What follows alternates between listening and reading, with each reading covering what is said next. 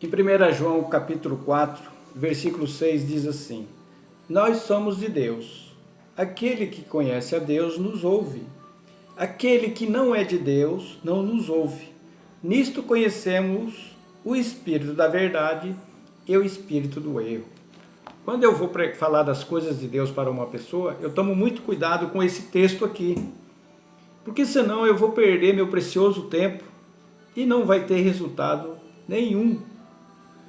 E em 2 Coríntios capítulo 4, a palavra de Deus diz assim, vou ler o 3.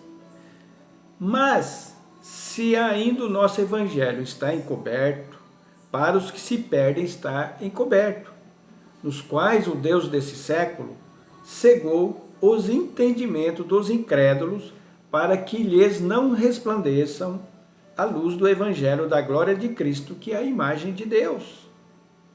Então, meus amigos, meus irmãos, quando eu vejo alguém discordando de alguma coisa, eu já me lembro desse texto aqui do versículo 6 do capítulo 4 de 1 João.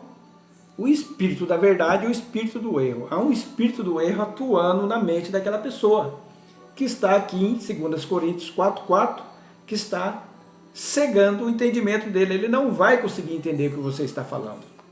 Certa vez Jesus estava pregando para um religioso, Nicodemos, que era um mestre da lei, uma pessoa que conhecia a lei, e Jesus estava falando, ele não estava entendendo nada. Aí Jesus falou para ele, olha, está lá em João 3,7, não te maravilhes de eu dizer isto, importa-vos é nascer de novo.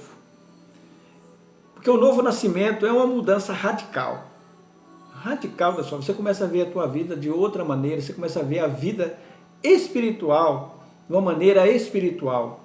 Então por isso que eu não gosto de ficar com discussões.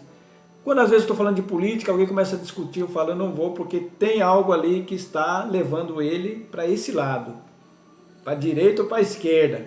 Não vou ficar debatendo com ele, porque quando as coisas estão no mesmo espírito, ele vai concordar com você.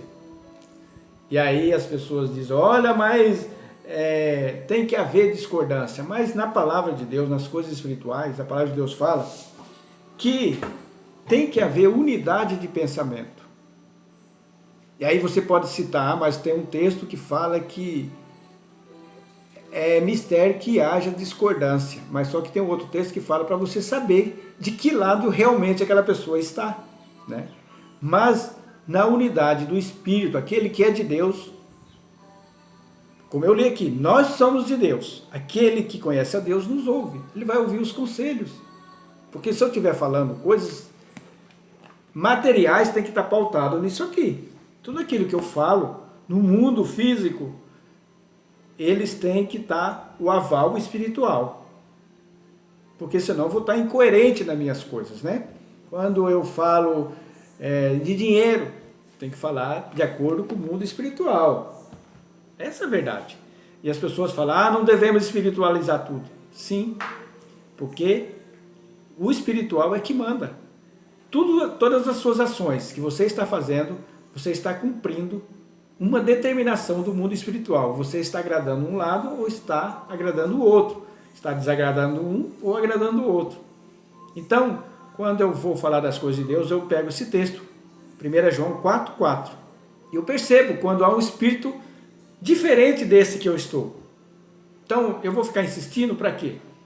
Porque daí ele já entrou nesse texto de 2 Coríntios capítulo 4, versículo 4. E o versículo 3, mas se ainda o nosso evangelho está encoberto para os que se perdem. Então, quer se perder, que se perca. Né? Ele não quer ter conhecimento disso aqui. Eu pergunto você do outro lado, você quer buscar Deus? Você tem Deus?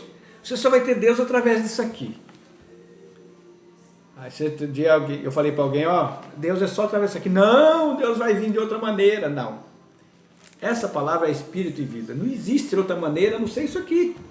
Senão você vai correr o risco de vir alguma coisa estranha, como está em Gálatas, né? Gálatas fala, olha, se aparecer um anjo de Deus dizendo isso, aquilo que esteja fora disso aqui, seja anátema.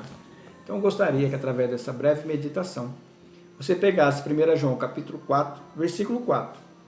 Que espírito que está do seu lado?